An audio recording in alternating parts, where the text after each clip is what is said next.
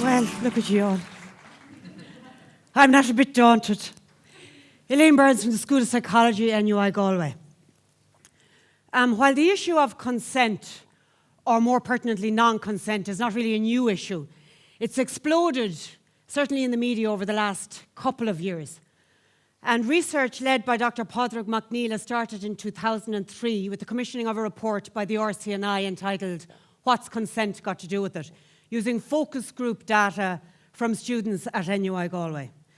This work was built on with my own PhD, in which a survey was administered last year to students at NUI Galway. 1,500 respondents contributed to the data. It was the first of its kind ever undertaken in Ireland, and we have data on sexual health and behaviours, beliefs, attitudes, comfort, and there were a number of consent variables used in the survey, where we would have asked students about their perceptions of consent and experiences of non-consent.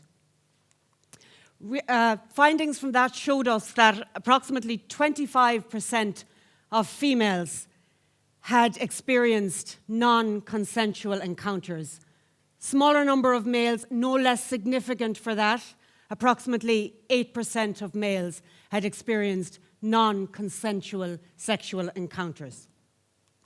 So informed by this research, as well as a number of other undergraduate research projects in NUI Galway last year, and a service learning group project in which 87% of student respondents said they wanted more information on sexual consent, we developed, in the School of Psychology, smart consent workshops.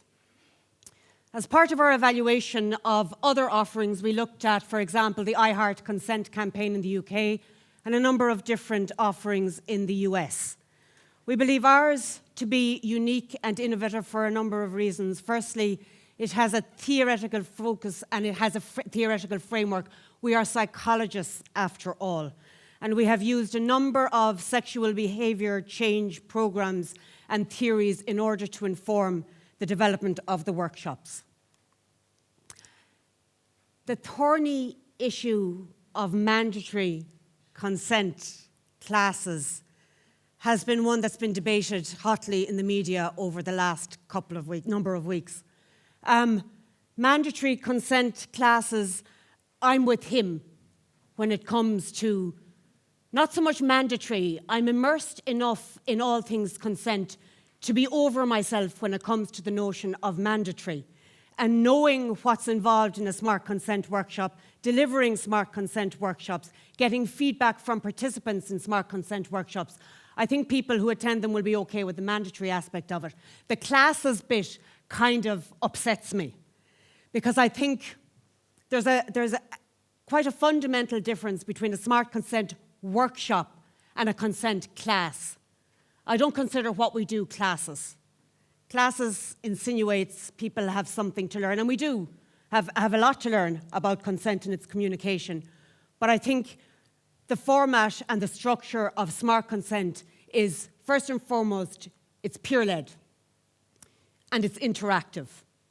Okay? Nobody really wants to listen to me standing in front of them for 2 hours in a lecture on consent. Lecturing is not what we're about. Okay? I get to use the little red dot now, it's fascinating. So working from the bottom up, like, what's the structure of a workshop? At the outset, students or participants define consent, their definition of consent. Okay? This is revisited at the end of the workshop. Okay? After, we have a couple of very nice icebreakers, all sex-related. They're great fun.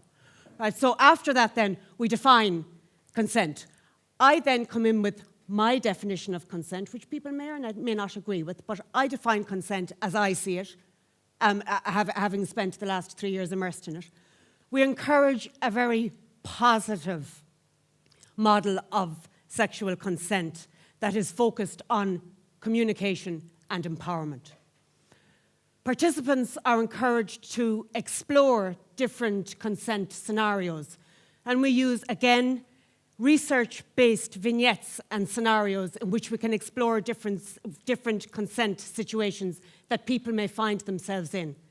This research, again, was conducted in NUI Galway, and I think that's a very, very important focus for the Smart Consent workshop, is that the research that informs it is Irish, taking into consideration the cultural context in which these encounters are experienced.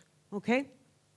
Finally, I was asked by my supervisor, Padraig McNeil, what's the definition of consent, Elaine? And I said, Padraig, I don't know. So I had to go and come up with the definition of consent. And our definition of consent is, firstly, that it's affirmative. The presence of a yes, not just the absence of a no. And no does not mean convince me. It is active. Silence is not consent. Participation is not consent. It's freely given. It's not something you can be pressured into giving. It can be revoked at any time and is never implied. People cannot give consent when they are unconscious or incapacitated by drugs or alcohol. It is ongoing. Just because you agree to one behaviour doesn't mean you agree to another. Just because you agree at one time doesn't mean you agree at another. It is enthusiastic. Yes, yes, yes, yes, yes, yes, yes. Not, yeah. As well as all those things, consent is also very sexy. And who here doesn't want to feel they're sexy? For the last 6 minutes of unadulterated pleasure, thank you so much.